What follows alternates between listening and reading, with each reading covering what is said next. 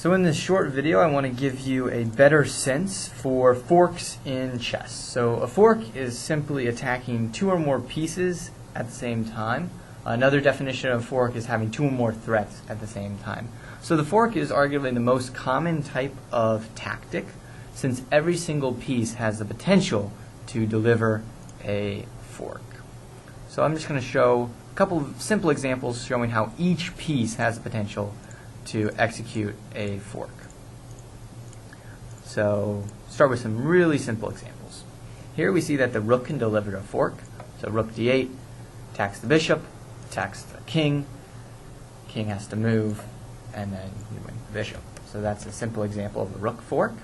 Now let's just modify this position a little bit and see an example of a bishop fork.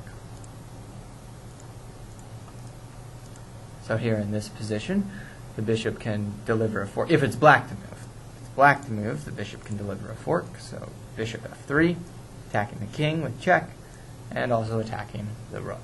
So that's an example of how a bishop can deliver a fork. And of course, we know that the knight can deliver a fork. So here's a very common knight fork example where it comes in and attacks the king and the rook at the same time.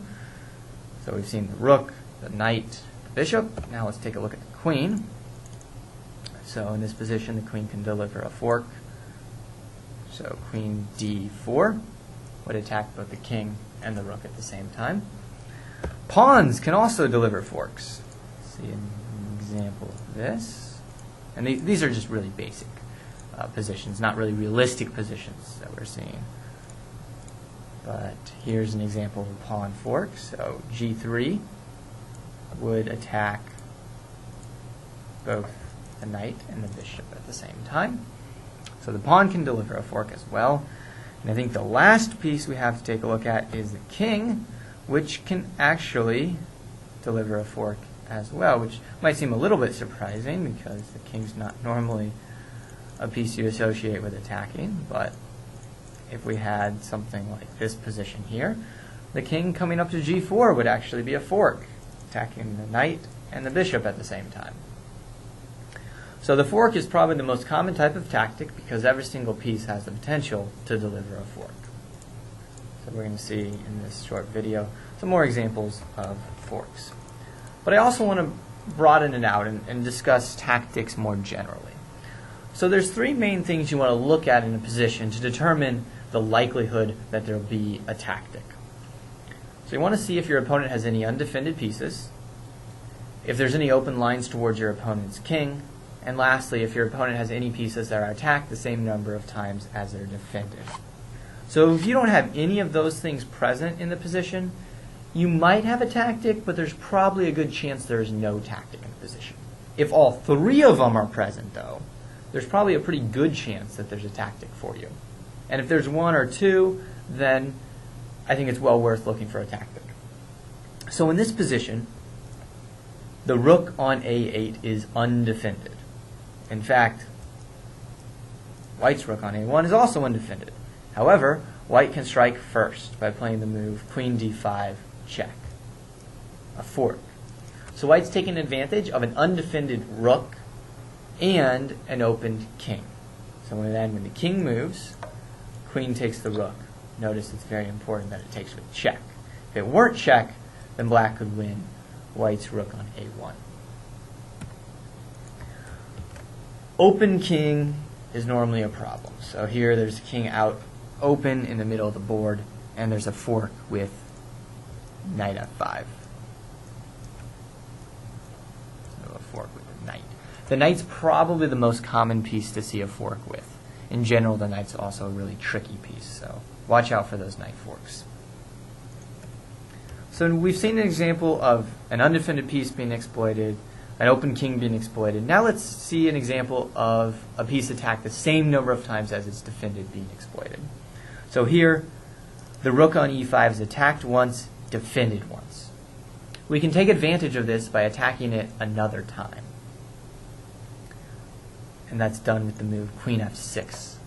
So it's taking advantage of this piece that's attacked the same number of times as it's defended, and also taking advantage of a opened king. So here it's a fork because the king's attack and the rook's attack. So then when the king moves, white can take with either the queen or the rook, and he's won a rook for free. And if the queen blocks, white can trade off queens if he wants, or do queen takes rook. Either way, white will end up ahead of rook. So if he takes the queen, it comes with check, the king takes, and then you can gather up the rook. So 3 things you want to look for in a position to determine whether there's likely to be a tactic or not. If your opponent has an undefended piece, if he has a piece that's attacked the same number of times as it's defended, and if his king is exposed. So now it's your turn. I'm going to set up this next position, and I want you to go ahead and pause the video at this time. Try to identify if your opponent has undefended pieces, or an opened or weakened king, or a piece that's attacked the same number of times as it's defended, and then try to solve the fork. So white to move, pause the video at the time, and try to do all of those things. And then once you're done, unpause the video. So pause the video at this time. So I'm assuming you've paused the video, and you've hopefully figured out that the knight on e8 is undefended, and that the king is a little bit exposed. And hopefully you've come up with the fork, queen f8 check. Notice that the bishop defends the queen gives a check and attacks the knight, so that when the king moves away, you can win the knight for free.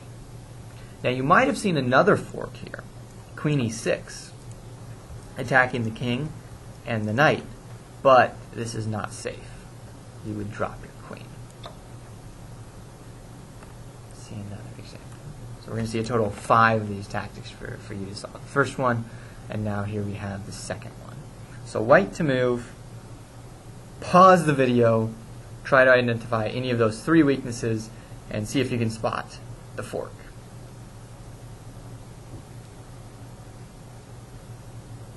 So I'm assuming that you paused the video and hopefully noticed that the bishops are undefended, and that the king, well, you might be able to give a check on f6. And if you combine these ideas together, if your rook is on b6, it's a fork between the bishops.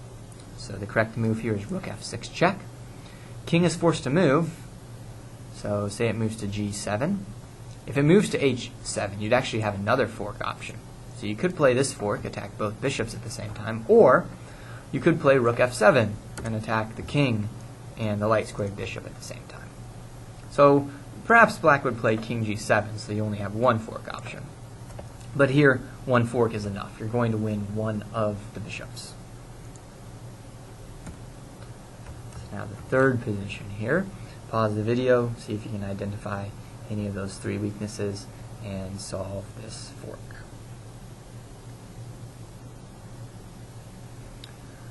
So the knight on e4 is undefended, and the bishop is exposed along this diagonal.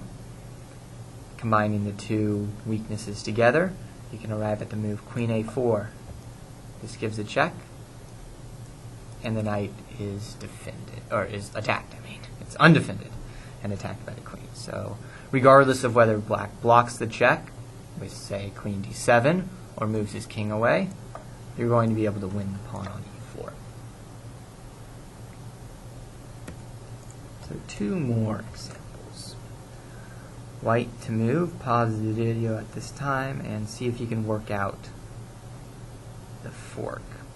Actually, in this particular position, it does not meet any of the 3 criteria that I've outlined. So black actually has a really safe king here, and he doesn't have any undefended pieces, and he doesn't even have a piece that's attacked the same number of times as it's defended. So I said that you want to look for those things because it increases the likelihood that there's a tactic. But sometimes you can find a tactic even without having those 3 things. It's just, it increases your chances of having a tactic. But there are exceptions, as we see in this position. So white to move, see if you can find a fork regardless of black not having any serious weaknesses. So I'm assuming you've unpaused the video and hopefully come up with the move d5. A pawn fork. So the pawn is attacking the knight and the bishop at the same time. He can't move both out of the way at the same time. So if he moves the bishop out of the way, you'll win the knight, give up a pawn for it, but that's a 1 for 3 trade.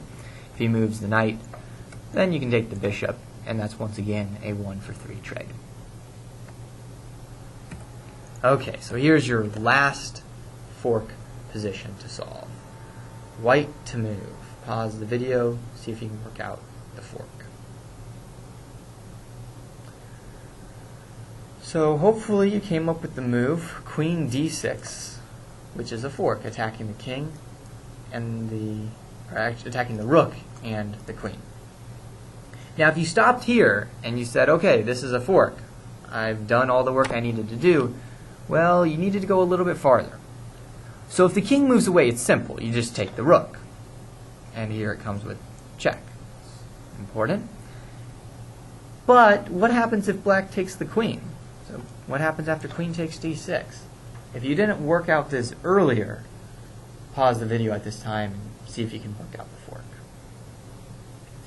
So white has a fork. It's actually going to be another pawn fork. E takes d6. So the pawn gives a check, attacks the rook, and the pawn's defended by the rook on d2. So then when the king moves somewhere, white can take the rook. And now white is up almost an entire rook and should be able to go on to win the game. So there's 3 main things you want to look for in a position to determine whether there's likely to be a tactic or not. An undefended piece, an opened king, or a piece that's attacked the same number of times as it's defended.